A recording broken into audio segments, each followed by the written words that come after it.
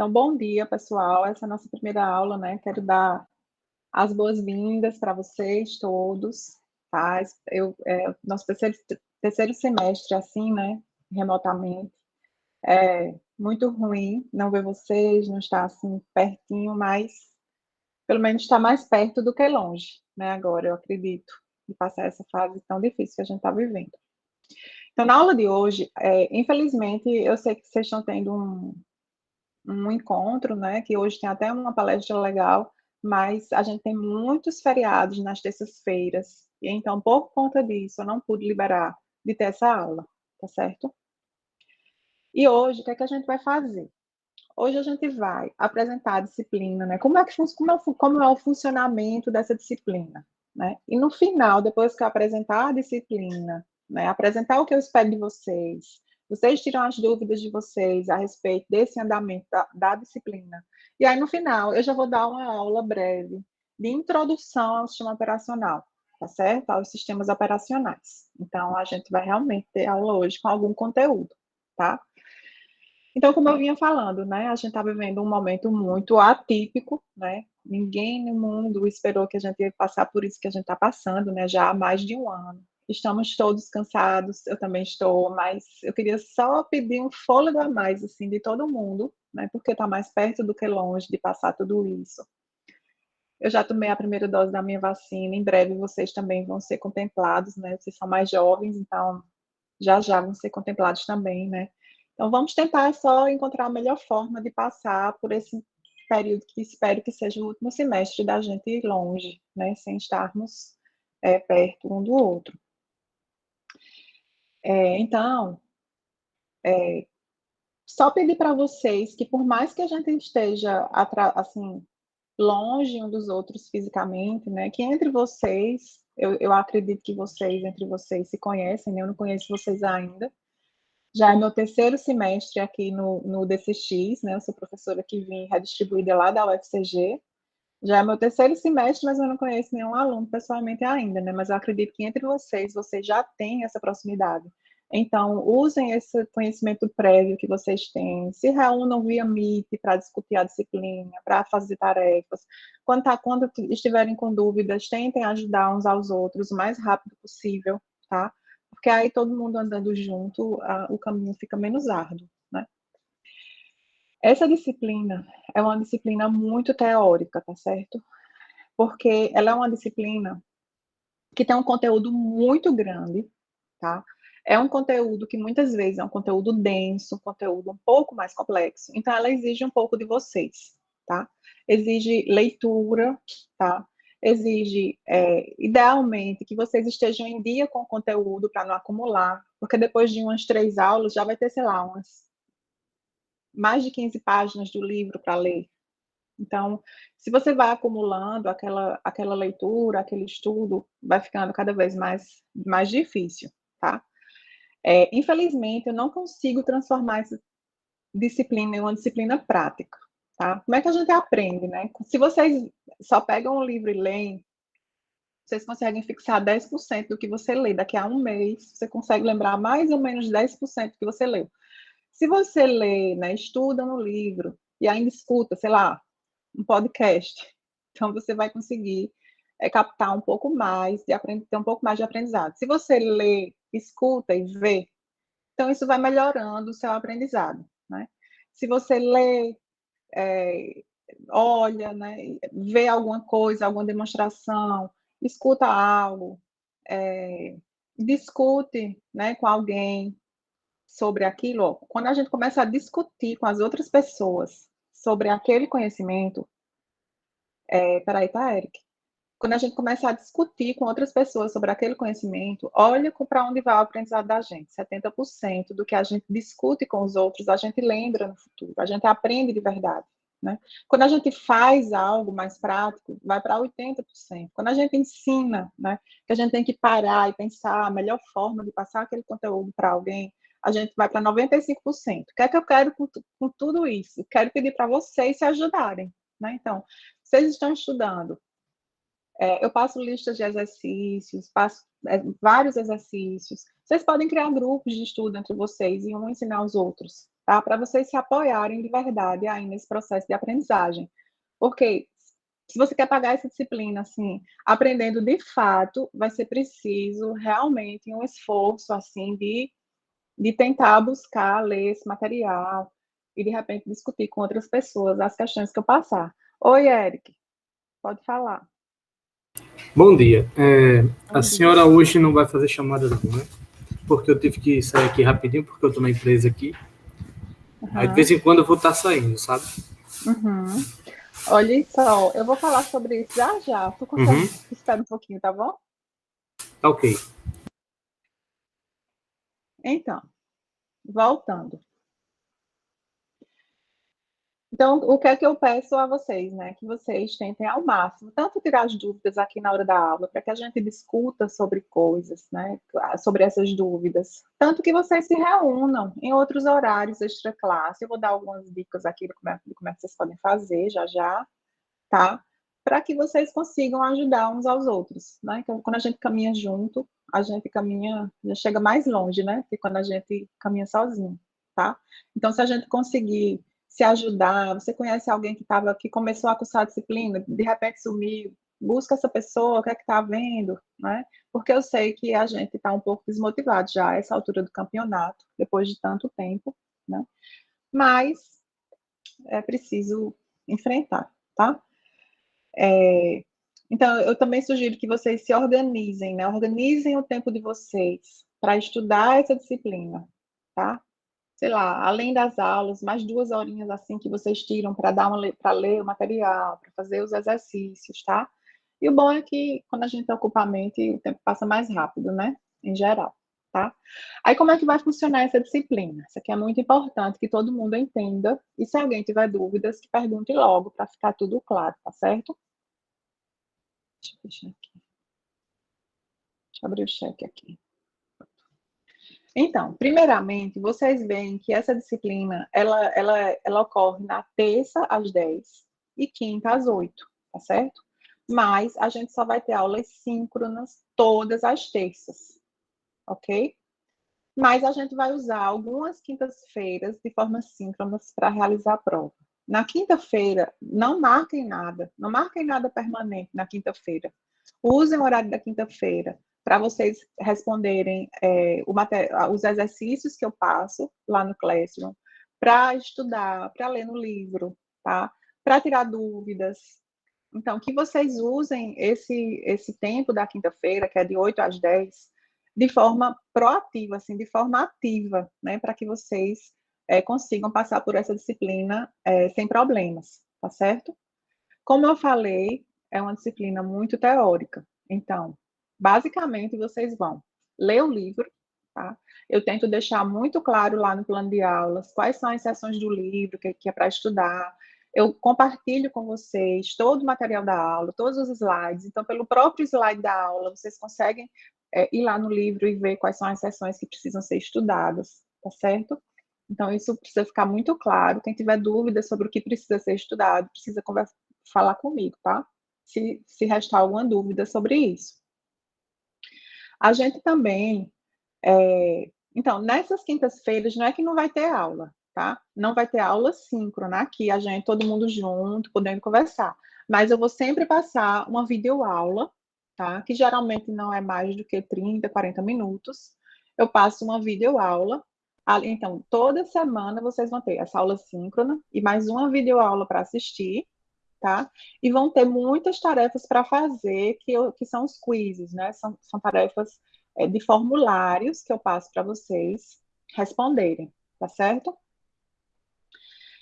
Então, isso é a dinâmica da disciplina. Quando chega mais próximo do final do módulo, ou então isso já está pronto, eu posso até já publicar logo, para cada módulo que a gente vai ter, para cada etapa dessa disciplina, tá? Eu passo uma lista de exercícios para vocês estudarem, tá? Os formulários que eu passo são formulários com questões mais objetivas, de marcar, questões de marcar, questões de preencher alguma palavra, coisas desse tipo.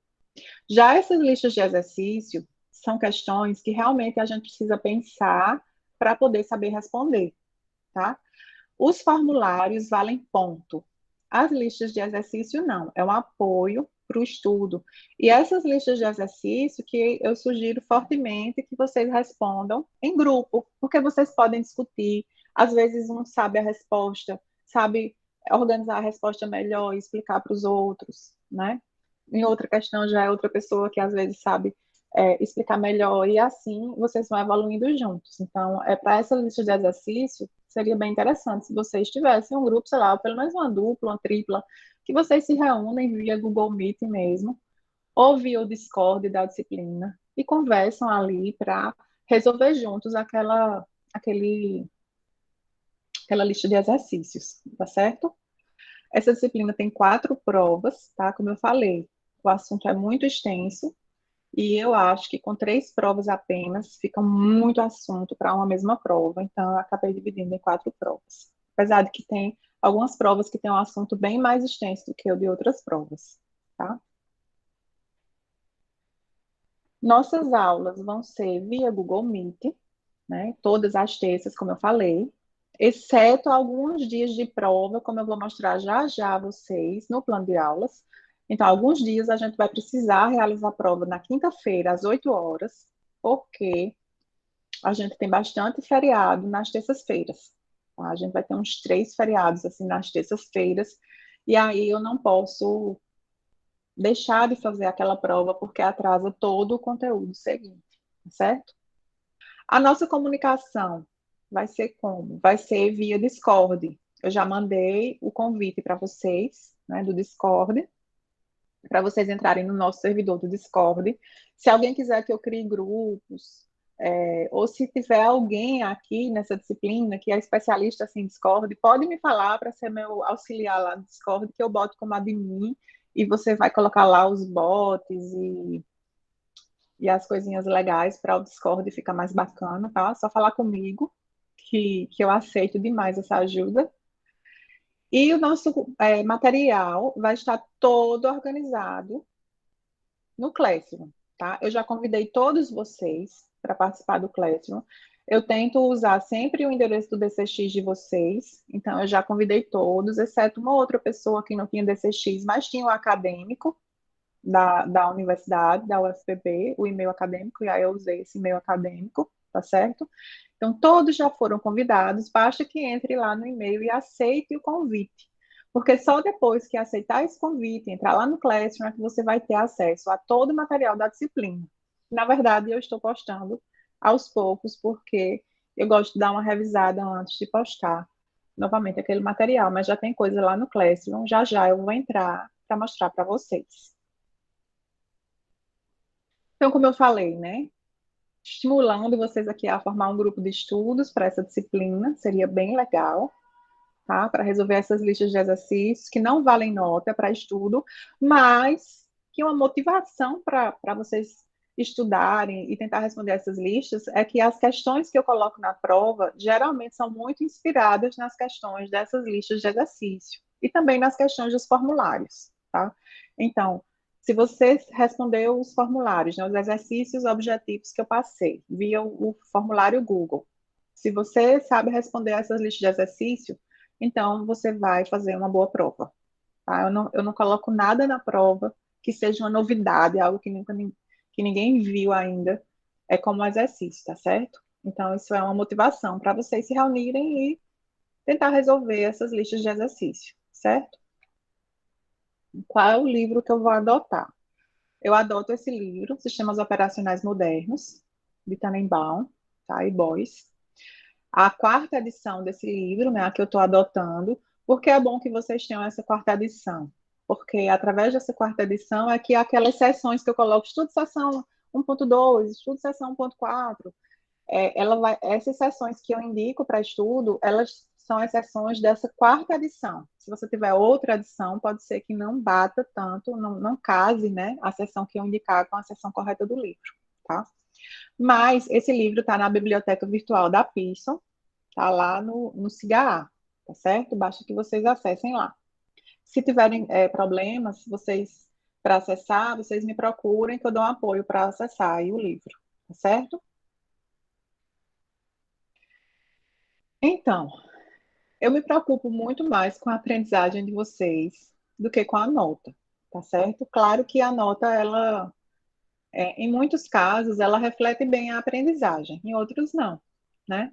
Então, minha preocupação maior é com a aprendizagem de vocês, porque por mais que seja um assunto teórico, mas é um assunto que abre muito a mente de vocês, como a nossa, né? A minha também. Como programador, não é? Como resolvedor de problemas, que nós de computação somos grandes resolvedores de problemas, né? Então, eu me preocupo muito com a aprendizagem, tá?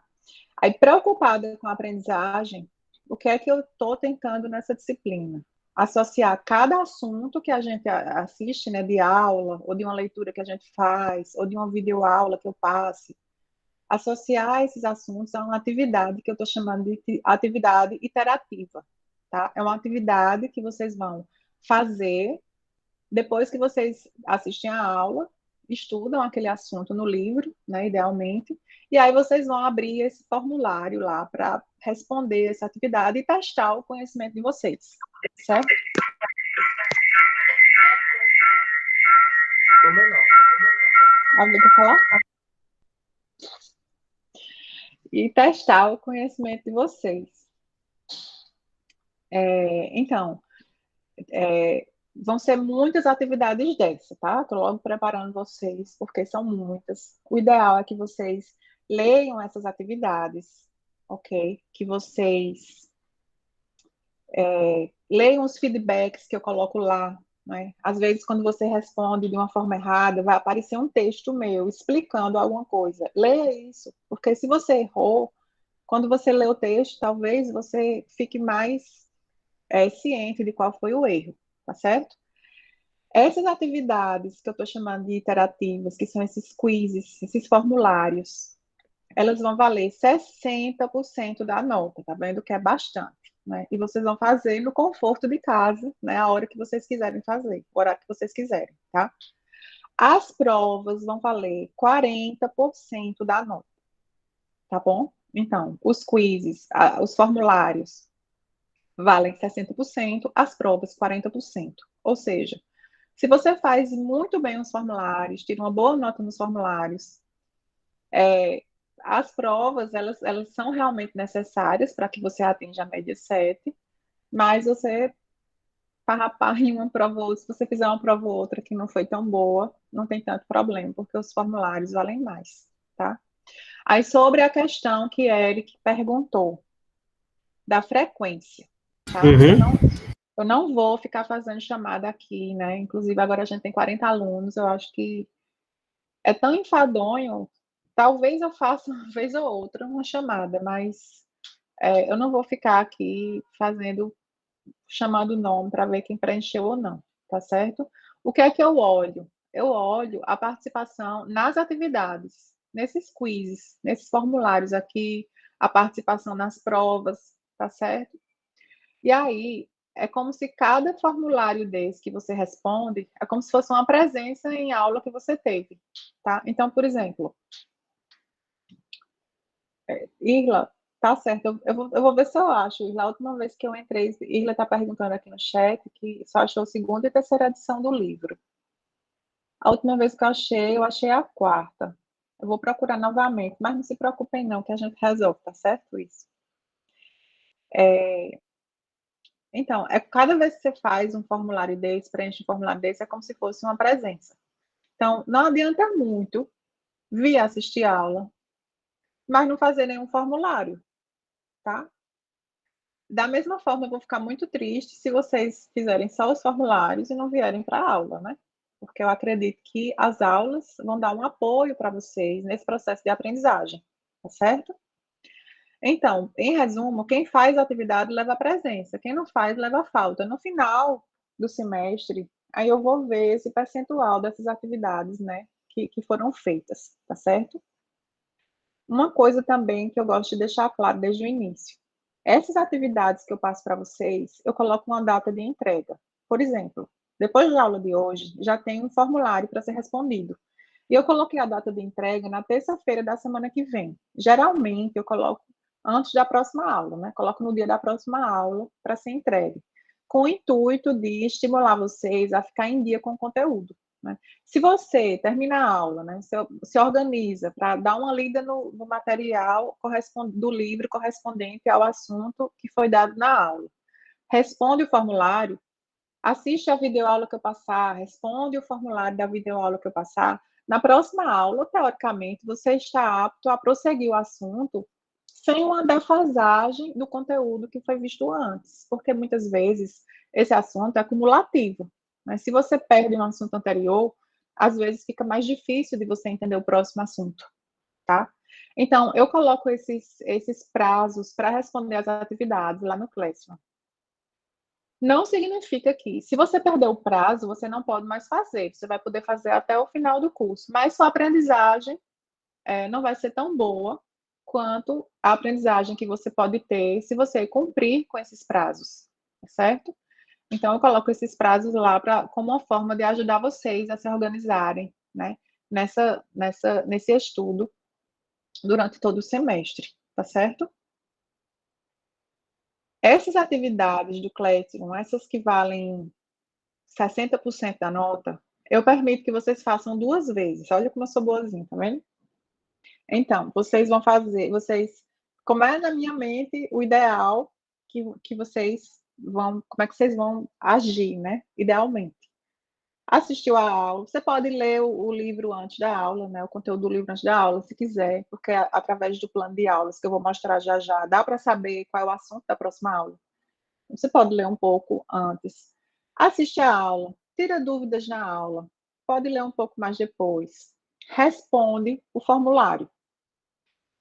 Esses formulários, como são objetivos, ele já vai lhe dar a nota que você teve, né? E já vai dar um feedback das coisas que você errou. Então, você tem a chance de responder mais uma vez esse formulário, e no fim, eu vou considerar a nota mais alta, certo? Vou considerar a nota mais alta para esse formulário. Aí o ideal é que realmente esse feedback seja lido, que tente entender, que veja que foi aquilo que errou, que entenda, né, lá no livro, volta para o livro, lê um pouco mais e depois responde novamente o formulário. Assim, no mundo ideal, é assim que deve ser feito para que vocês fixem o conteúdo da disciplina, tá certo? E sobre as provas? Né? As provas, a gente já tem as datas marcadas. Claro que é um planejamento, é tanto que a gente chama plano de aulas. Eu espero, sinceramente, que a gente consiga seguir esse planejamento, tá? Porque como tem muitos feriados na terça-feira, e é muito assunto para ser visto nessa disciplina, se a gente perde uma aula, a gente acaba acumulando aí, né? Alguma semana, em algum momento a gente vai ter uma semana que vai ter muito assunto para poder compensar o que foi perdido, tá? Então, eu espero seguir esse plano, eu vou mostrar o plano já já. Só para falar sobre as provas vão ter questões objetivas, tá? Que são parecidas com as questões que eu coloco nesses formulários, e também questões discursivas, que são questões também parecidas com as que eu coloco lá na lista de exercícios, tá? Daí a importância. Pode, Júlia.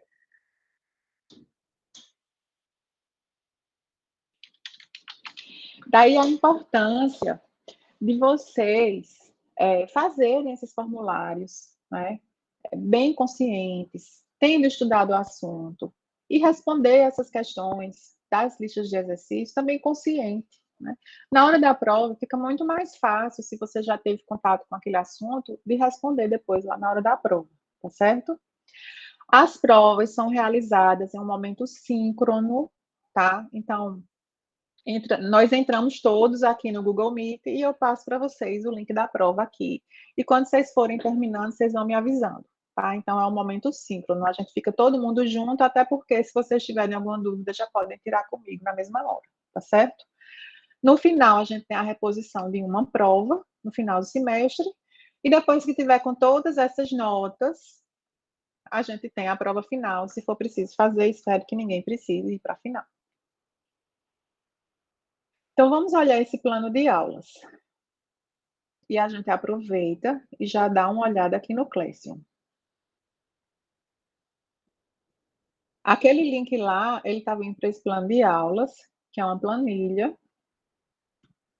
Então, quando vocês entrarem aqui no plano de aulas, deixa eu aumentar um pouquinho para que vocês consigam ver melhor.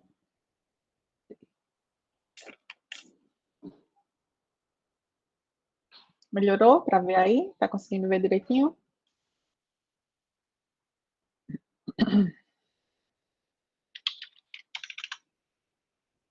Então, olha, essa aula de hoje, tá vendo? 10/8, a gente tem a apresentação da disciplina, tem introdução aos sistemas operacionais. Isso já, o que a gente vai estudar hoje, a gente já tem algumas seções do livro que vocês já podem ir lá ler, e eu já vou passar para vocês um quiz para responder, que eu vou mostrar já já, tá certo?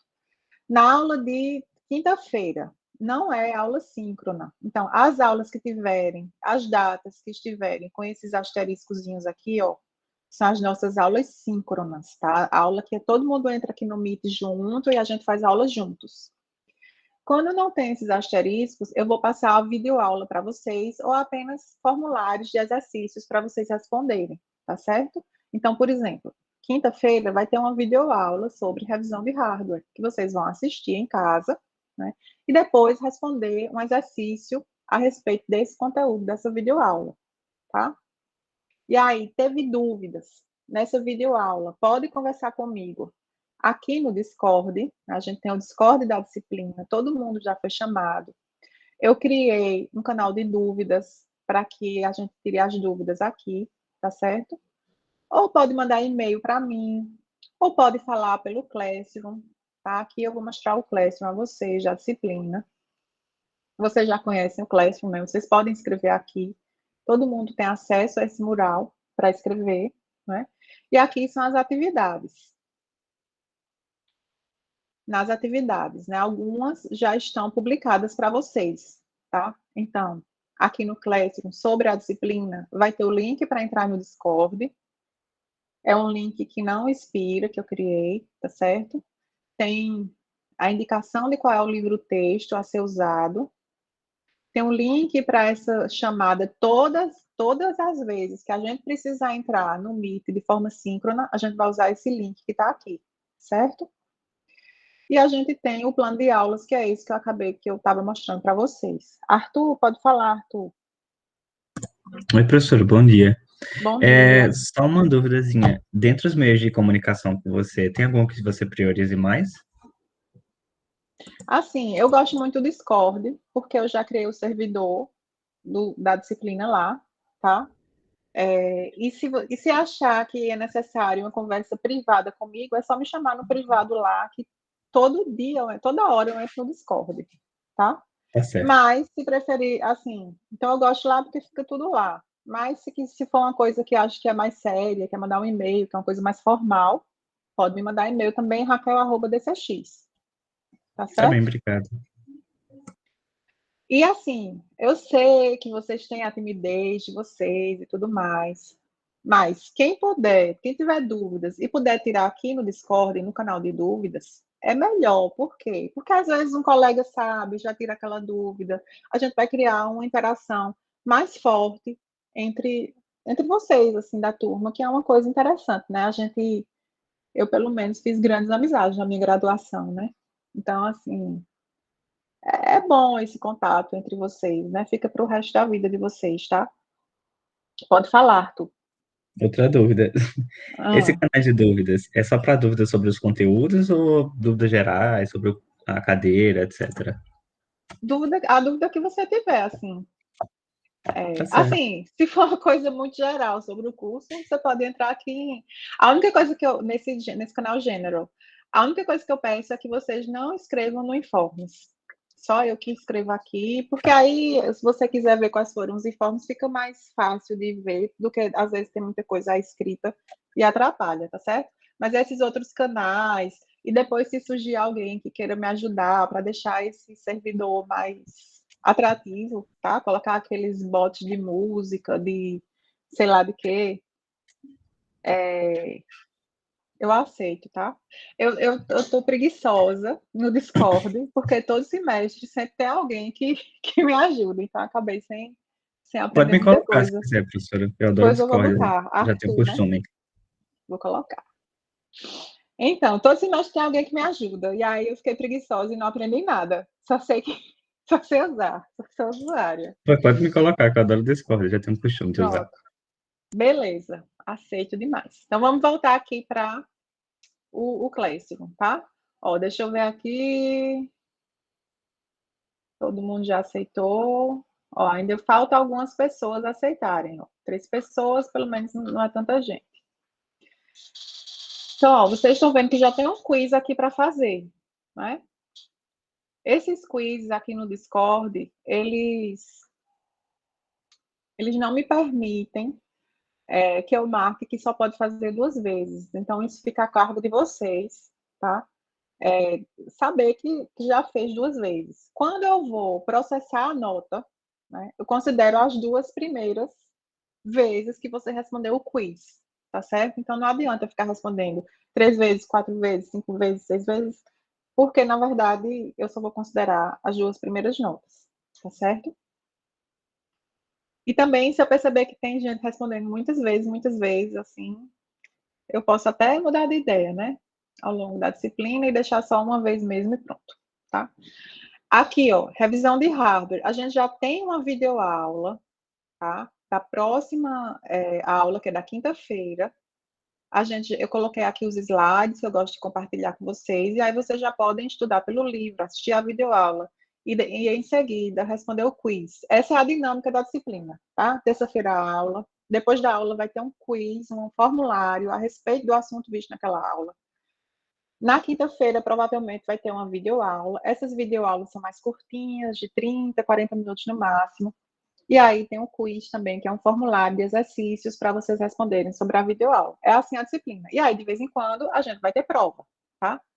Aqui no plano de aulas, fiquem de olho no plano de aulas, tá? Para ninguém ter surpresa. Então, por exemplo, a primeira prova da gente já é dia 2 de setembro, tá? Dia 2 de setembro, ó, toda vez que tiver de cor de laranja, assim, com a letrinha P, é porque é prova. Então, dia 2 é 8 horas da manhã. Lembrem disso, não marquem nada dia 2 de setembro às 8 horas, porque é o dia da nossa prova, tá certo? Oi, Timers. Timers? Isso, é um pouco complicado. ACC? Temes. Tá Eu bom. tô com uma dúvida aqui, professora. Eu não tô conseguindo encontrar o link do Classroom lá pelo cigarro. É porque não foi pelo cigarro, você vai encontrar no seu e-mail, Ah, entendi. certo? Bom, Eu então. mandei para o seu e-mail, eu fui encontrando o e-mail de vocês no DCX e fui mandando, tá certo? Então, Tá eu bom, então. mandei para o teu e-mail do DCX. Só entrar lá, deve ter um linkzinho que tu deve seguir para poder aceitar, tá bom? Tá bom, obrigado. Então, voltando aqui no plano de aulas, que é importante que vocês fiquem sempre de olho nesse plano de aulas. Como é que você acessa esse plano de aulas? Ah, eu não sei acessar o plano de aulas. Você vai vir aqui em atividades, vai ter esse tópico sobre a disciplina, e aqui vai ter o plano de aulas para você acessar, tá certo? Se ao longo do tempo a gente não conseguir cumprir esse plano, eu vou modificar esse plano e eu vou tentar manter ele sempre atualizado, tá certo? Deixa eu ver aqui o chat, que alguém falou no chat.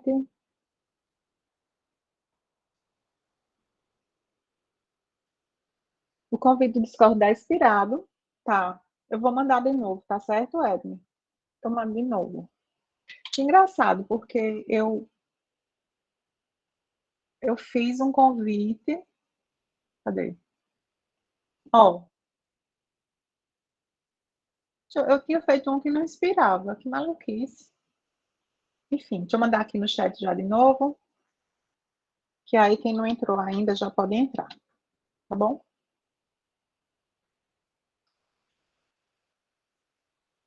Dúvidas até aqui, pessoal, sobre como é que é nessa disciplina? Acho que não, né? Quem estava com dúvidas já ia tirando. Vou prosseguir, tá certo? Olha só. Vamos falar um pouquinho sobre sistemas operacionais. Tentar motivar um pouquinho vocês, apesar de que isso que eu vou falar agora talvez nem motive tanto, mas eu quero deixar claro desde o início, tá? Todo mundo aqui que usa qualquer sistema computacional, com certeza usa um sistema operacional, né? Então, a gente tem os mais famosos, né? O Windows, né? A maioria das pessoas do mundo, eu acho que ainda usa o Windows. Mas a gente tem o Linux, né? Vários sabores de Linux aí diferentes, Ubuntu, Red Hat e outros mais. A gente tem o Unix, que é o sistema operacional que serve assim de inspiração para os melhores sistemas operacionais que existem, né? Que aí a gente tem também os flavors, né? Os sabores de Unix, FreeBSD, Solaris, e que eles ainda são muito usados, especialmente em servidores, né? A gente tem o macOS, a gente tem dispositivos menores, computacionais, como celular, tablet, né? E os celulares e os tablets também têm seus sistemas operacionais, tem o Android, tem o iOS, da Mac, né? Então, assim, todo mundo aqui é usuário de sistema operacional, independente de qual seja, todo mundo tem sua experiência como usuário de um sistema operacional, certo?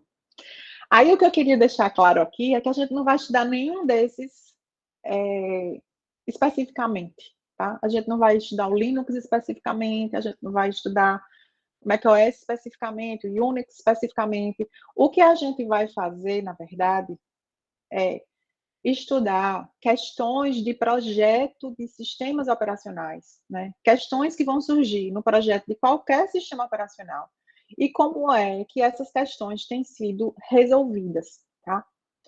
Como o Unix, como eu falei, né, é um sistema que foi muito bem feito, né? E o Linux, consequentemente, porque é inspirado no Unix, e o macOS também, que tem um pezinho lá, acaba que a gente tem alguns exemplos que são desses sistemas, tá? Não especificamente exemplos de uma versão específica deles, mas a ideia geral de como é que eles resolvem certos problemas que são bem complexos de serem resolvidos, tá certo?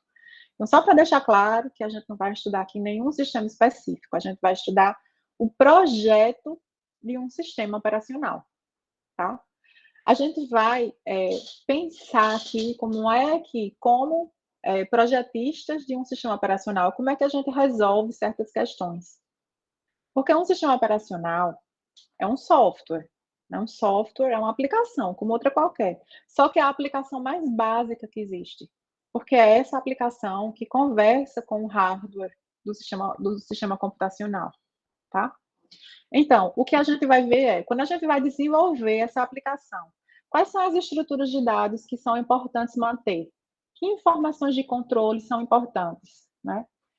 Qual é a forma que a gente desenvolve esse sistema para que essa aplicação execute o mínimo possível, né? Porque o ideal é que a gente esteja executando a aplicação do usuário, não o sistema operacional, né? Quais são as responsabilidades do sistema operacional? Como é que a gente torna o sistema operacional mais flexível, por exemplo, para receber um pendrive e eu não precisar reiniciar? Para conectar uma impressora e não precisar reiniciar o computador? Né? Como é que essas questões se resolvem? Quais são os desafios de cada componente do sistema operacional? Componente que gerencia a CPU, componente que gerencia a memória, que desafios esses componentes têm? Como é que eles são implementados? É isso que a gente vai ver aqui, tá? Quais são os trade-offs? Trade-off é quando a gente tem como se fosse uma balança, assim, se eu fizer algo muito simples, por exemplo, eu vou perder em desempenho. Mas se eu quiser ganhar em desempenho, tem que ser mais complexo. Como é que a gente escolhe entre desempenho e complexidade? Como é que a gente escolhe entre desempenho e custo? Tá? Então, esse tipo de discussão é o que a gente vai ter aqui nessa aula. Então, quando eu paguei essa disciplina, né, há uns 10 anos só, mentira, foi bem uns mais de 20 já.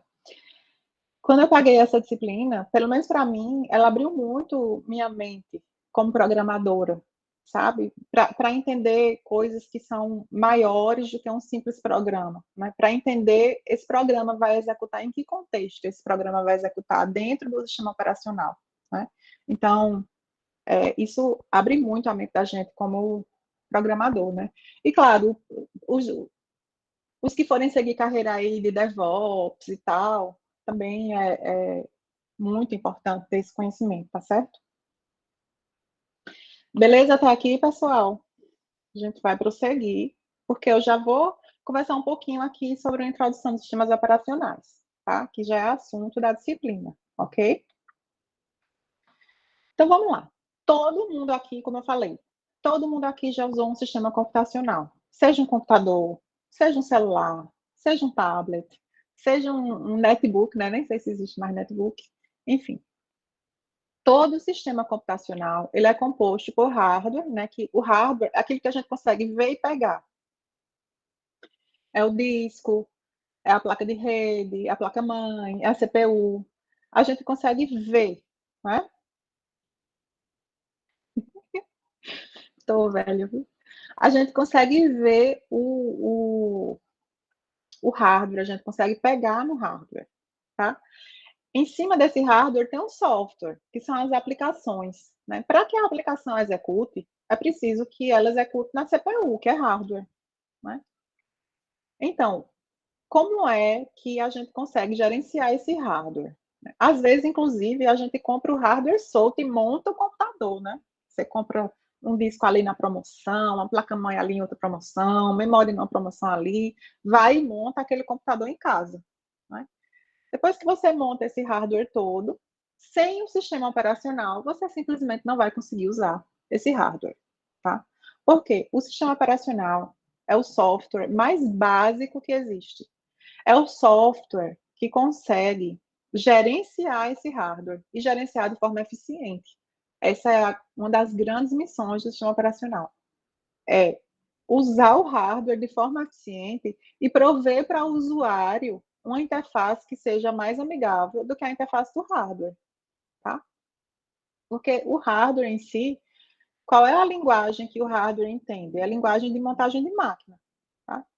Quando eu vou mandar fazer uma leitura no disco SSD, sei lá, do bloco 23, é preciso programar esse disco com a linguagem que ele entende, que é uma linguagem de baixíssimo nível, tá? Então, é, sei lá, um assembly da vida, uma linguagem aí de montagem de máquina, que é uma linguagem que a gente nem está acostumado a estudar. Né? Por quê? Porque o sistema operacional se ocupa em deixar tudo isso invisível para os usuários daquele hardware, tá? Então, o sistema operacional é quem sabe conversar com esse hardware, quem sabe programar esse hardware, quem sabe usar esse hardware de forma eficiente, tá certo? Então, aqui é só para a gente ver que, relembrar, né, que o hardware é composto por um monte de recursos de hardware, né, que são conectados por um barramento, né? Isso vocês devem ter visto lá na disciplina de arquitetura de computadores, tá? E aí, como eu falei, o sistema operacional é o software mais básico que roda logo acima desse hardware e que sabe conversar com esse hardware, tá certo? E em cima do sistema operacional tem os programas do usuário, os programas que a gente quer executar. Tem o meu navegador, tem o meu editor de texto preferido, né? Tem o meu software para ouvir música. Eu, como professora, tenho o meu software para gravar vídeos, para editar vídeos, tá certo? Então, eu quero comprar um sistema computacional para rodar os meus programas. Para isso, eu preciso de um sistema operacional que faça, que sirva como essa interface entre o hardware, né, que vai executar de fato esses programas, e os programas que eu quero rodar, tá certo? O ideal é que esse sistema operacional, que ele seja leve. Por que o ideal é que ele seja leve? Alguém tem alguma ideia sobre isso? Eu até já falei aqui rapidamente. Porque é bom que esse sistema operacional não precise de muitos recursos para rodar. Desempenho. Para não consumir muitos recursos da máquina e possibilitar que esses recursos sejam alocados para os outros softwares, no caso. E para poder Exatamente. rodar numa maior variedade de configurações diferentes. Exatamente. Eu não posso. Eu nunca vi ninguém comprar um computador para rodar o Linux. A gente roda para rodar os programas que a gente precisa, né? Para melhorar a vida da gente, para realizar o trabalho que a gente quer realizar naquele computador. Se o sistema operacional é muito pesado, tem que rodar o tempo todo, usa muita memória, consome todo o disco. Então, não faz mais sentido eu comprar o sistema, né? O computador. Daí a importância desse sistema operacional, dele ser um software que é muito bem construído para evitar que esse tipo de coisa aconteça, né? Para evitar que o sistema operacional detenha todo o uso de todo o hardware do computador e fazendo concorrência com os programas do usuário, tá certo? Então, daí a importância de você estudar esse software, daí a importância de você otimizar esse software, tá? Dele ser o melhor possível naquilo que ele tem que fazer, tá? E aí, pegando essa figurinha aqui, ó, vamos olhar primeiro para cá, para onde eu estou. Isso aqui é um esquema parecido com aquele que a gente estava vendo, né? Essa parte cinza é o hardware, que é o mais baixo nível. A gente tem depois o sistema operacional, a gente tem os programas de usuário, né? Aqui são os exemplos, tem o navegador, tem leitor de e-mail, reprodutor de música, enfim. Do sistema operacional para cima é software. Aqui embaixo é hardware, tá? O sistema operacional, como eu já falei, ele vai gerenciar, ele vai conversar com o hardware, tá? E só para relembrar, que vocês já devem ter visto isso lá na disciplina de arquitetura, mas só para relembrar. Esse hardware aqui, a gente diz que, especialmente quando a gente olha para a CPU, né, a gente diz que isso é uma plataforma de hardware, né? Então, aquela plataforma de hardware, sei lá, a plataforma Intel, a plataforma AMD, cada produtor, cada fabricante, né, de hardware, né, ele, e dependendo também do modelo daquela CPU, né, ela vai ser capaz de entender um grupo de instruções, tá? Então, uma CPU Intel de uma certa versão, sei lá, de um certo modelo, ela é capaz de entender um conjunto de instruções. Outra CPU de outro fabricante, ela vai ser capaz de entender outro conjunto de instruções, certo? E aqui, ó, nesse cinzinho aqui, eu tentei dizer que aqui são todas as instruções que aquela plataforma de hardware, estou falando de hardware, reconhece. Porque eu já disse aqui que o hardware, ele entende instruções, né? Só que numa linguagem de baixo nível, tá? O sistema operacional, esse hardware, tá? Quando a gente está falando assim da CPU, toda CPU, ela vai operar em 2 modos de operação diferentes. Isso é muito importante que a gente entenda, tá? A CPU, ela opera nesses 2 modos de operação diferentes. Um modo que a gente chama de modo núcleo, ou modo kernel, tá? De vez em quando pode ser que eu fale kernel, mas é a mesma coisa, modo núcleo ou modo kernel. E outro modo que a gente chama de modo usuário, tá? Aí tem um flagzinho lá na CPU que vai dizer se ela está em modo núcleo ou se ela está em modo usuário, tá? Quando essa CPU, estou falando de hardware, né? Quando ela está em modo núcleo, ela aceita executar qualquer instrução aqui desse pacote de instruções dela. Quando ela está em modo usuário, ela não aceita. Algumas instruções, ela não aceita executar de forma alguma, tá? É como se o modo núcleo fosse aquela área VIP, né? Você tem acesso a tudo, até o camarim do artista, certo? Já o modo usuário, não. O modo usuário só consegue realizar operações que não tragam danos para o hardware. Isso é uma forma de proteger aquele sistema computacional, tá? Então, por exemplo, todas as vezes que uma certa área de memória vai ser alocada, estou falando agora de memória RAM, por exemplo, tá? Vai existir uma instrução lá da CPU que vai ser colocada lá em um certo registrador. Essa instrução chega lá que vai ser para alocar uma certa área de memória, tá? Aloque a área de memória do byte, sei lá, do byte 100 ao byte 108, isso é um programa que está pedindo para alocar para ele essa área de memória. Vocês acham que qualquer programa do usuário pode fazer isso? O que é que vocês acham? Tipo, o programa do usuário pode ir lá e meter a mão na memória direto? Ou vocês acham que isso pode trazer algum problema? Júlia acha que não. isso certamente pode trazer um problema, porque essa área de memória, ela pode estar sendo usada por outro programa. E aí, esse tipo de instrução, né, toda instrução que pode trazer um problema de proteção, né, instrução para escrever em uma determinada área de memória, ou de ler, ou de alocar, ou de escrever no disco, ou de apagar algum bloco do disco. Todas essas instruções, né, que depois vocês vão ver que são instruções que têm a ver com a entrada e saída do computador, todas essas instruções, elas só podem ser executadas no modo núcleo. Então, significa que todas as vezes que a gente quer escrever, por exemplo, no arquivo, quem é que escreve? É o seu programa de fato ou o sistema operacional? Só o sistema operacional roda em modo núcleo, tá? Quando você faz um programa, você escreve um programa na sua linguagem de programação aí favorita. E esse programa vai escrever um bloco lá no disco.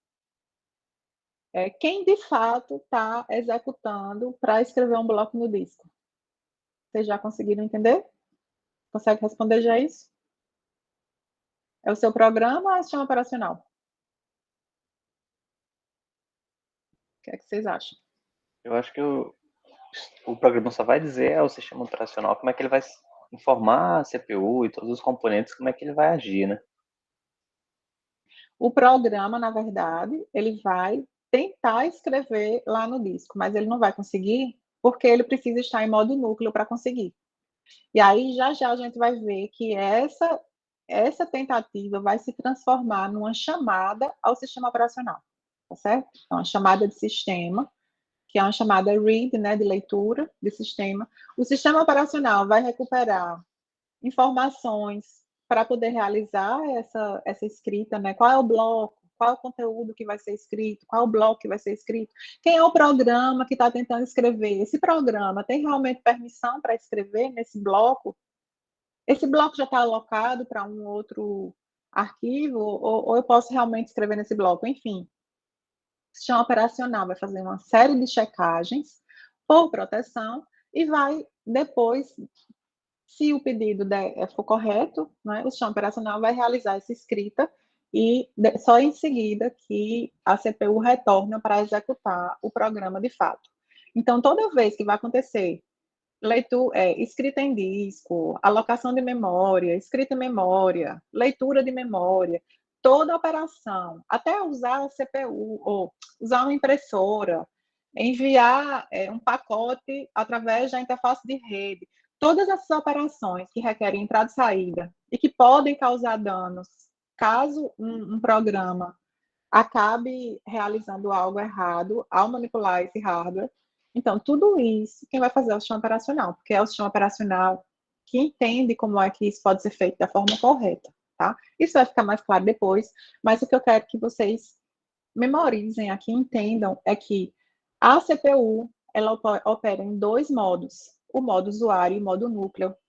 E todas as operações de entrada e saída, né, para usar a memória, usar qualquer dispositivo de entrada e saída, todas essas operações, quem precisa realizar é o sistema operacional. Então, por mais que a gente queira que o sistema operacional seja algo bem leve, ele vai rodar muito, né? Porque é ele que vai checar se aquela operação está apta a ser realizada ou se ela vai gerar algum erro. Se ela for gerar algum erro, ele não vai realizar aquela operação que foi solicitada pelo programa, tá certo? Se vocês tiverem dúvidas, por favor, me interrompam, porque isso é muito importante de ser entendido. Oi, Gustavo. Professora, a senhora está conseguindo me ouvir? Estou. É porque meu fone de ouvido está com um problema. Mas, enfim, bom dia, né? Primeiramente. Bom dia. Esse negócio daí que a senhora disse agora, é como se passasse por uma inspeção antes do programa funcionar? É assim, a gente vai ver isso bem mais claro depois, mas de forma bem simplificada, é assim, o seu programa, ele tenta, vamos supor que seja uma escrita no disco, certo? O seu programa, ele tenta escrever, só que o seu programa, ele roda em modo usuário, não é? Ele não roda em modo núcleo. E essa operação de escrever no disco, que é um write, que a gente chama, é uma escrita, ela é uma operação que só roda em modo núcleo. Eu não falei que a CPU opera nessas duas, em modo núcleo, todas as instruções podem ser executadas. Já em modo usuário, não. É um acesso limitado a esse pacote de instruções. Então, o programa, ele tenta, na verdade, fazer essa escrita.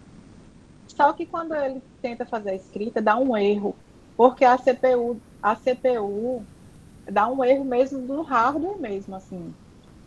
A CPU, ela percebe que tem alguém de modo usuário tentando executar uma operação que só pode ser executada no modo núcleo.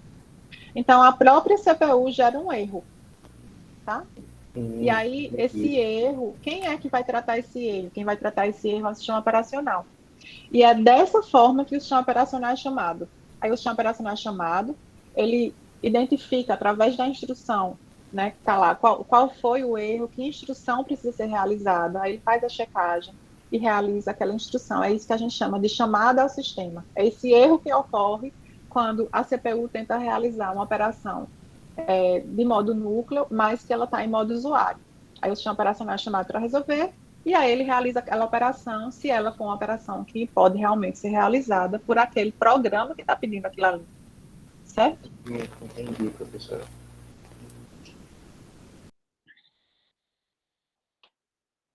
Então, só para a gente deixar mais claro, já está perto de terminar, afinal, o que é um sistema operacional? Um software, isso aqui a gente já sabe, é uma aplicação, certo? E é uma aplicação que tem algumas responsabilidades, tá? Seguindo o nosso livro-texto, né, para não complicar aqui em nossa vida, essa aplicação tem duas grandes responsabilidades, tá? Uma delas é oferecer uma interface útil para o software de camadas superiores. Que software é esse? É o nosso que a gente quer executar. É o nosso editor de texto, é o nosso navegador, é o nosso, sei lá, gravador de vídeo, enfim. É esse software. Então, o sistema operacional oferece uma interface útil para esse software, tá? Escondendo toda a complexidade do hardware, ok? Então, quando o sistema operacional esconde essas especificidades do hardware, acaba oferecendo uma interface única, tá? Para um software que está assim, que é mais amigável. E graças a isso que a gente consegue programar coisas tão rápido. Todo mundo aqui é programador, né? Assim espero. Vocês são de computação, todo mundo aqui já programou. Quando vocês foram programar, sei lá, leitura escrever num arquivo, né? Você vai gravar o resultado do programa no arquivo. Alguém aqui precisou ir checar qual é a interface do disco, qual o fabricante, qual o tamanho do bloco do disco, para entender como é que vai ser feita essa escrita no arquivo. Vocês precisaram fazer isso? Vocês se preocupam com isso? Se o arquivo vai estar num pendrive, ou se vai estar num SSD, ou se vai estar no HD SATA, ou no SCSI. Alguém se preocupou com isso já alguma vez? Quando está escrevendo um arquivo no disco? Ó, Jonatas diz que não se preocupa, que ele só se preocupa em criar lógica mesmo, e aí aquela linguagem de programação de alto nível vai ter uma operação, né, de leitura e de escrita em arquivos. A gente passa o nome do arquivo, né? A gente passa qual o conteúdo que a gente quer escrever, ou qual o tamanho do que a gente quer ler, se é um registro, qual o registro que a gente quer ler, enfim. Depende da linguagem, mas a gente não se preocupa com esse tipo de questões de baixíssimo nível do hardware, né? Por que a gente não se preocupa com isso? Alguém quer falar para participar? Por que a gente não se preocupa? A gente simplesmente programa, não está nem aí qual o hardware que está lá embaixo. Porque o sistema operacional, ele vai oferecer para os nossos programas uma interface que é mais amigável, que é a interface exatamente dessas chamadas de sistema aí. Como é que a gente pode chamar o sistema? E aí ele oferece essa interface amigável, e quando o programa precisa realizar alguma tarefa que só o sistema operacional pode realizar, acontece uma chamada de sistema dessa, que é como eu falei, na verdade o programa tenta realizar alguma coisa e o sistema operacional é chamado para resolver, tá? A gente vai ver isso depois, de forma mais detalhada. Então, a primeira responsabilidade do SEO é oferecer essa interface mais amigável, né, para que a gente, quando vai usar o computador, que a gente não tenha que lidar com a interface do hardware, que é muito específica, até do fabricante. Né? Às vezes, um fabricante, é tudo disco rígido, mas às vezes um fabricante pode fazer de um jeito, outro fabricante pode fazer de outro. E é por isso que a gente gosta tanto do computador, porque fica muito mais fácil de usar, e qualquer pessoa pode usar, e para a gente fica muito mais fácil de programar, porque a gente não precisa descer no nível do hardware. Tá? Então, é o SEO que permite isso para a gente, o sistema operacional. A outra responsabilidade do sistema operacional é muito importante, é gerenciar o uso eficiente desses recursos de hardware. Né? Já que é só o sistema operacional que conversa com o hardware, então o sistema operacional ele tem que decidir qual é o programa que vai rodar nessa CPU, qual é o programa que vai usar, que vai estar nessa memória RAM, né? Tem muitos programas querendo escrever no disco, qual é o próximo que vai escrever, enfim. O sistema operacional precisa tomar uma série de decisões para que esse hardware seja usado de forma eficiente. Dentre essas decisões, a gente vai conversar agora sobre algumas que são importantes, alguns conceitos que são importantes a gente entender, para que a gente entenda esse tipo de decisão que o sistema operacional toma, tá? Então, um conceito que é muito importante para a gente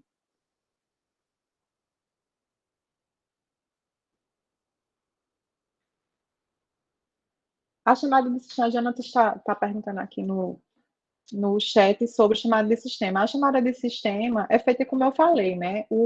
Na verdade, aquela instrução de alto nível, quando você compila o programa, vai ficar... Quando você compila o programa que você fez, né, aquela instrução ela vai passar a ser um código que a CPU entende. E aí ela vai ser um código que a CPU vai tentar executar uma instrução que não pode ser executada em modo usuário, só em modo núcleo. E aí o sistema operacional vai ser chamado. É basicamente isso, que é uma chamada de sistema. Aí essas chamadas têm os códigos lá, porque o sistema operacional precisa ser roteado para a chamada de sistema específica, né? Mas aí são coisas de bem baixo nível, que quando o sistema operacional é chamado, ele vai identificar qual foi a chamada de sistema e vai lá naquele vetor lá de chamada de sistemas para rodar a rotina específica daquela chamada de sistema. A gente vai ver isso depois, tá? Com bem mais detalhe. Mas voltando aqui, tá? Eu queria falar sobre o conceito de multiprogramação. Tá? A gente vai focar aqui nos sistemas operacionais modernos. Os sistemas operacionais modernos, eles são multiprogramados. Aí, o que é que significa um sistema multiprogramado? Um sistema multiprogramado é aquele em que várias aplicações, tá, elas vão estar na memória RAM e elas podem ser executadas a qualquer momento, inclusive se a gente tiver mais de uma CPU, né, mais de um núcleo, naquele sistema, essas aplicações podem ser executadas ao mesmo tempo, de forma concorrente, tá? Se a gente tiver só uma CPU, tá? Eu tenho várias aplicações em memória, tá? O hardware da gente, para que uma aplicação rode, né, atualmente, não sei se isso vai mudar no futuro, para que uma aplicação rode, essa aplicação precisa, pelo menos a parte dela que vai rodar, né, a próxima instrução dela, precisa estar na memória, tá? E aí, como eu tenho muitas aplicações em memória, que é isso que é um sistema operacional multiprogramado, é um sistema que permite muitas aplicações em memória, e aí qualquer uma delas, né, muitas delas, podem estar prontas para rodar a qualquer momento. E aí, a CPU, ela vai ficar chaveando entre uma aplicação e outra, tá? Se eu tenho muitas CPUs, eu realmente vou ter, de fato, o paralelismo, e eu vou ter muitas aplicações executando ao mesmo tempo. Se eu tiver muitos programas, né, executando ao mesmo tempo. Se eu tiver só uma CPU, ainda assim o sistema pode ser multiprogramado, porque eu vou ter muitas aplicações em memória e todas as aplicações que estiverem prontas para rodar, elas podem usar a CPU e serem executadas. Então, a CPU, ao longo do tempo, ela vai executando uma aplicação por vez, mas se a gente pegar um intervalo maior de tempo, né, sei lá, a gente vai ver que muitas aplicações rodaram um pouquinho naquela CPU, cada um no seu turno, tá certo?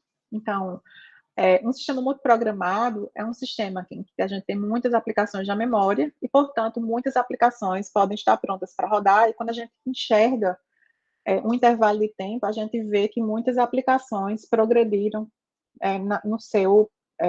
progrediram, né, na sua computação, tá? E quem decide que a aplicação roda é o sistema operacional, tá? Só para ficar claro, assim, multiprogramação é diferente de multiprocessamento, certo? Multiprogramado, o sistema operacional multiprogramado, é isso que eu falei. Eu tenho várias aplicações em memória e qualquer uma delas pode rodar por um turno lá na CPU, e quando a gente olha depois de um intervalo de tempo, muitas progrediram, tá? Um sistema multiprocessado, a gente está falando agora do hardware. O hardware é multiprocessado, tá? A gente tem uma plataforma de hardware em que a gente tem muitos núcleos de CPU disponíveis para executar esses programas. Então, quando a gente tem um sistema operacional multiprogramado em um hardware que é multiprocessado, a gente tem o que a gente chama de paralelismo real. Muitas aplicações rodando ao mesmo tempo. Se a gente tem um sistema operacional multiprogramado em um hardware que é monoprocessado, ou seja, tem só um núcleo, tá? Ainda assim, a gente tem multiprogramação, mas é um pseudoparalelismo, tá? É um paralelismo falso, porque isso é apenas a CPU que fica chaveando entre um programa e outro para depois de um determinado intervalo de tempo, né, dar aquela sensação de que todos estão rodando ao mesmo tempo, mas a gente tem só uma CPU. Então, isso é um detalhe importante de entender, tá? Outro detalhe importante é a diferença entre multiprogramado e multiusuário, tá? A gente tem sistemas que são multiusuários, significando que a gente pode ter muitos usuários acessando aquele mesmo sistema, né? Os servidores, por exemplo, são assim, né? Então, assim, quem trabalha numa empresa, por exemplo, e tem uma aplicação web implantada em algum servidor, né? Vários desenvolvedores vão ter acesso a esse servidor e vão se logar lá e vão executar tarefas nesse servidor, tá? No próprio, não sei se no laboratório de vocês de ensino é assim, mas geralmente tem um servidor, né? E os arquivos da gente estão nesse servidor, e a gente usa certos serviços desse servidor, e aí todo mundo se loga nesse servidor, né?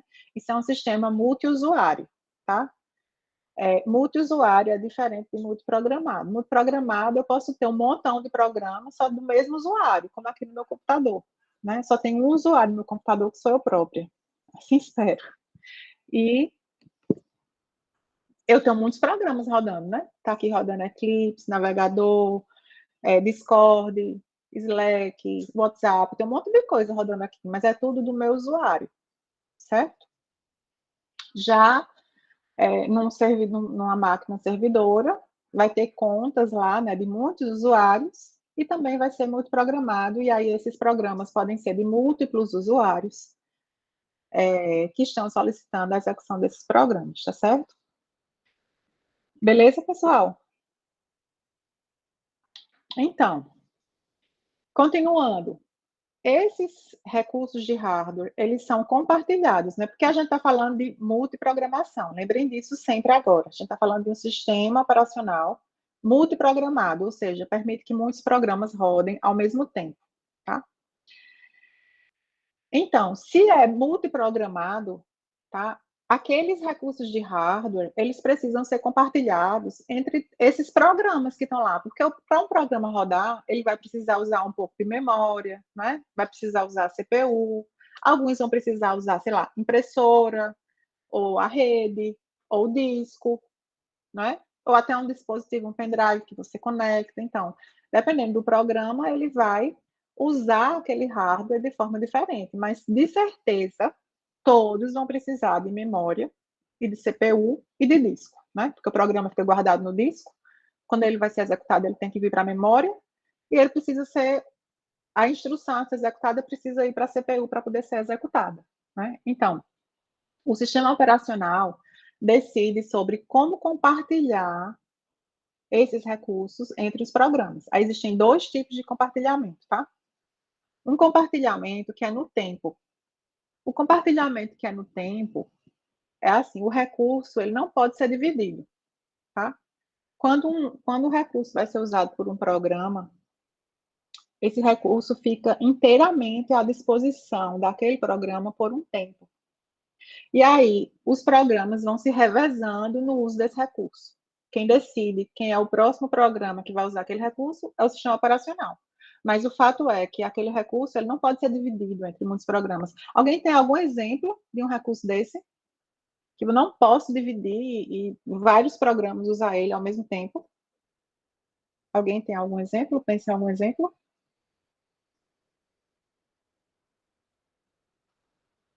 Ixi, como ficaram calados. Vocês acham que dá certo se eu tiver a CPU? Aí eu pego a instrução de um programa, boto lá no Program Counter, no PC, e pego os dados de outro e boto lá nos registradores e boto para rodar. Dá certo? Eu dizer assim, ó, esses registradores aqui, a metade dos registradores da CPU é do programa A e a outra metade é do programa B, e vocês se resolvam aí para dividir. Dá certo isso? O que é que vocês acham? Maria, vocês não pagaram arquitetura, não? Dá certo não, né, Eric? Não dá certo não, tá, pessoal? A CPU é um recurso que ela é compartilhada no tempo. Significa que quando o sistema operacional resolve que aquela CPU vai executar, vai ser usada por um determinado programa, só aquele programa pode usar por aquele tempo. Não dá para dividir a CPU. Interface de rede, dá para ficar dividindo? Eu pego um pedaço do pacote de um programa, outro de outro, outro do outro, e mando lá, assim. Interface de rede? Sim. Sim, dá para dividir. Dá para dividir? Uhum. Será? Eu não preciso nem completar um pacote e enviar para poder multiplexar para outro programa. Posso mandar os bits tudo junto. Envia. Posso não, tá? Impressora, dá? Eu mando uma linha de um programa, eu tenho 2 programas que quero imprimir. Um que é o browser e outro que é o editor de texto. Que tal? Eu mando uma linha de um programa e outro de outro. De um programa e outro de outro. Dá certo? Ou quando a impressora vai imprimir alguma coisa, tem que ficar dedicada a uma única impressão. E só quando terminar é que ela pode ir para a próxima. O que vocês acham? Termina uma e segue a próxima, né? Perfeito. Todo recurso, com o tempo vocês vão pegar o jeito, assim, todo recurso que você não consegue repartir ele ao mesmo tempo entre vários usuários, entre vários programas, tá? Pensa que agora, quem vai usar o recurso não é mais a gente. Por mais que a gente tenha essa sensação, o usuário que está por trás do programa, não é a gente está usando, não, é o programa que está usando, certo? Toda vez que tiver um recurso de hardware que a gente não consegue fazer com que 2 programas usem ele ao mesmo tempo, a gente diz que é um compartilhamento no tempo. E aí, a oposição a isso é um compartilhamento no espaço. Né? Por exemplo, memória RAM. A memória RAM, a memória principal do computador, né? Eu posso dividir ela entre vários programas e todos eles usarem ela ao mesmo tempo? Dividir? Sim, eu posso. Ó, esse pedaço aqui é desse programa, esse outro pedaço é desse outro, esse aqui é do SO, esse aqui é do... Eu posso fazer isso e permitir que vários estejam usando a memória RAM ao mesmo tempo? Na verdade, isso já acontece por padrão, né? Porque a memória RAM ela é compartilhada no espaço. Exato. Isso já acontece por padrão. O que pode acontecer é que, dependendo da demanda de memória RAM que o seu sistema tenha, se a demanda for maior do que o que você tem fisicamente instalado, ele vai ter um gargalo. Ele vai ter que colocar alguns processos em espera para poder depois eles passarem a utilizar. Isso acontece muito também, não só com a RAM, mas também com a VRAM, quando você está com aplicações que exigem muito de vídeo. Correto. Acontece de você estourar a quantidade de VRAM disponível do sistema. Então, mas o caso aqui é que eu posso ter vários programas usando ao mesmo tempo. Eu não tenho essa questão que eu tenho com a CPU, de que eu só posso ter um programa executando por vez lá na CPU, né? Na memória RAM eu posso ter vários programas habitando aquela memória, assim como no disco. Né? Eu posso ter vários arquivos no disco, né? De vários programas diferentes. Eu não preciso, eu vou usar o disco agora, para tudo, apaga tudo de todo mundo, que agora ele é só de um programa. Não existe isso, né? Porque o disco é compartilhado no espaço, tá? Então, existem recursos que são compartilhados no tempo e outros que são compartilhados no espaço. Mas o fato é que para usar qualquer recurso de hardware, só o sistema operacional que pode decidir que programa vai usar, quando vai usar, quanto vai usar aquele recurso, tudo isso é o sistema operacional que decide, tá certo? Para que o sistema operacional consiga, muitas vezes, prover justiça, tá, no uso dos recursos, especialmente quando a gente está falando de sistemas operacionais que permitem múltiplos usuários, mas especialmente de prover proteção, tá, para que um programa não meta a mão no espaço de outro programa e acabe causando erros em outros programas. Tá? Então, é o sistema operacional que garante essa proteção, que um programa não vai fazer nada de errado ao ponto de prejudicar um outro programa, tá certo? E aí, para a gente terminar, ao longo dessa disciplina, a gente vai estudar os principais componentes do sistema operacional, como é que o sistema operacional gerencia esse hardware, né? Quais são as estruturas que ele precisa, quais são as decisões que precisa tomar, quais são os trade-offs envolvidos. Então, a gente primeiro vai estudar o gerente de processos, que é um componente que controla o uso da CPU pelos programas. Depois a gente vai ver o gerente de memória, como é que a memória principal do computador, né? Apoiada por outros tipos de memória, como é que ela é usada, como é que o sistema operacional se organiza para que ela seja usada da forma mais eficiente possível. Depois a gente vai estudar sobre o sistema de arquivos e sobre o gerente de entrada e saída. A gente vai dar uma pincelada no fim sobre o software de entrada e saída que permite que o sistema permite que a gente possa usar, né, todos os dispositivos de entrada e saída de um sistema computacional de forma bem simples, tá certo? Então, pessoal, essa é a aula de hoje, assim, a gente terminou o conteúdo da aula de hoje. Se vocês querem tirar alguma dúvida.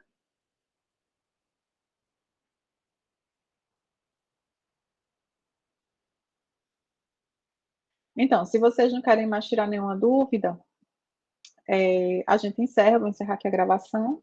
Mas lembrando, tá, que vocês têm um quiz para fazer aqui, ó. Você já tem um quiz, ó, Introdução a Sistemas Operacionais, tá? Esse formulário aqui, vocês já podem responder, tá?